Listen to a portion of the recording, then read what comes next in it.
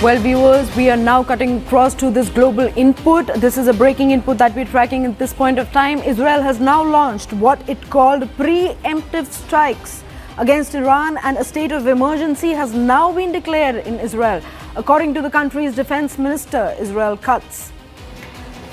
These are the latest inputs that we are tracking now. Following the state of Israel's preemptive strike against Iran, a missile and drone attack against the state of Israel and its civilian population is expected in the immediate future. This is what the country's defense minister has said. Iran has declared a nationwide state of emergency, as per the state media. While we are tracking these major developments unfolding in the Middle East right now, let's cut across to Siddhant Mishra, who's bringing us all of these details. Siddhant, over to you. What more are we tracking on this front? Well, that's right. Prime Minister Netanyahu has just announced that moments ago Israel launched Operation Rising Lion, a targeted military operation to roll back the Iranian threat to Israel's very survival. In fact, we have IDF's release, which says that the IDF launched a preemptive, precise, combined offensive to strike Iran's nuclear program. Dozens of IAF jets completed the first stage that included strikes on dozens of military targets, including nuclear targets, in different areas of Iran. Iran is closer than ever to obtaining a nuclear weapon. Weapons of mass destruction in the hands of the Iranian regime are an existential threat to the state of Israel and to the wider world. The state of Israel has no choice but to fulfill the obligation to act in defense of its citizens and will continue to do so everywhere it is required. So this will be perhaps for the first time that Israel has struck deep inside Iran. Israel, in its release, has to say that they have done a preemptive, precise and combined offensive to strike Iran's nuclear program. Now remember, Kuhina, this is coming. This strike by Israel is coming a day after IAEA cast its shadow on Iran's nuclear program. Perhaps tensions were brewing in West Asia. In fact, U.S. had announced the withdrawal of non-essential staff at its embassies in the West Asia. So this was going up, and now this morning we got to know that Israel has launched Operation Rising Lion.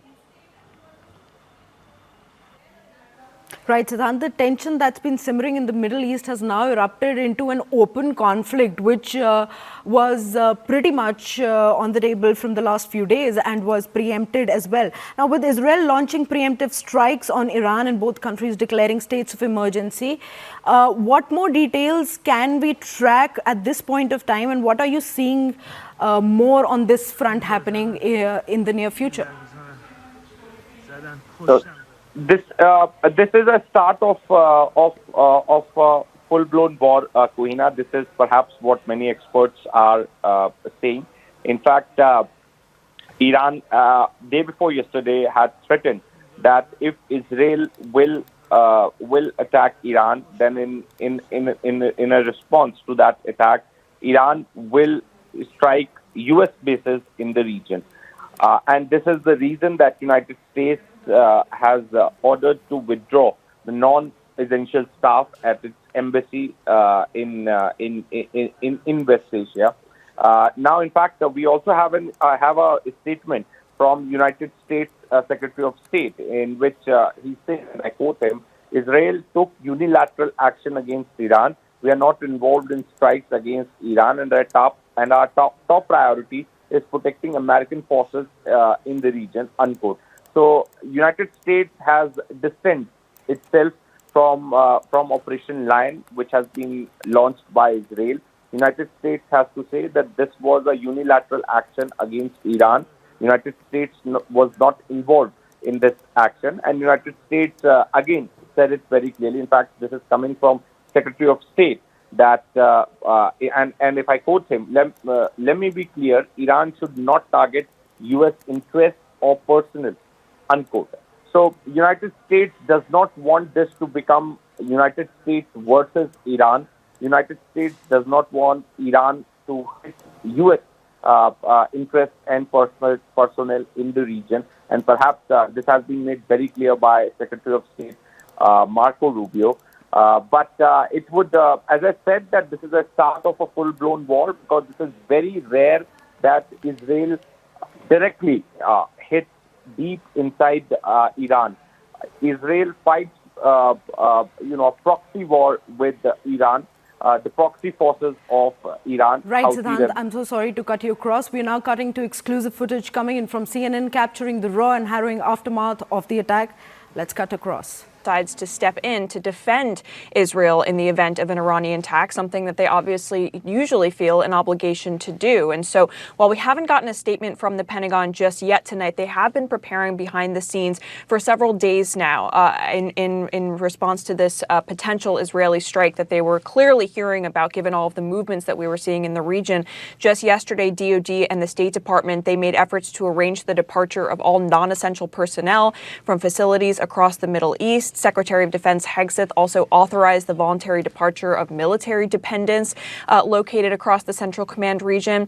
And this is all part of the preparations that have been happening really for weeks now, because as we reported, my colleagues Katie Bolelis and Jim Shudo and I, late last month, the U.S. had obtained intelligence at that time that Israel was weighing this kind of strike on Iranian nuclear facilities, something that was likely, that we reported at the time, was likely to make President Trump deeply angry, and something that he, of course, was pushing the Israeli prime minister not to do, because, of course, they were hoping to strike a deal with the Iranians on their nuclear program. And so the U.S. has been bracing for this. However, U.S. officials at the time, they were very divided on just how likely it was that Netanyahu would actually move forward with this. But the U.S. actually, interestingly, just recently diverted anti-drone technology to U.S. forces in the Middle East in a pretty clear sign that they were expecting escalation of some kind. They diverted that technology from Ukraine to the U.S. Air Force in the Central Command region. And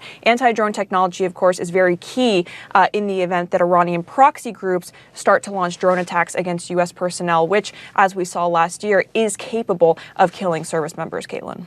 Yeah, that's such a good point about that, because obviously Ukrainian officials have been bringing that up. Now we'll see how that comes to play here. Natasha Bertrand, thank you for that reporting. Also joining me is Israel's ambassador to the United Nations, Danny Danone. And Ambassador, it's great to have you here, sir. Just first on the strike that we are seeing play out tonight and what this means, should we now consider Israel to be at war with Iran? Prime Minister Netanyahu was very clear. We took a preemptive attack to defend ourselves, and we are targeting the nuclear facilities and the ballistic missile centers in Iran. So we don't go into declarations now, we take actions. We decided not to wait for Iran to attack us with nuclear capabilities. We knew that they were plotting to do that. And while they were talking with many countries and negotiating, they moved secretly with a military plan to attack Israel.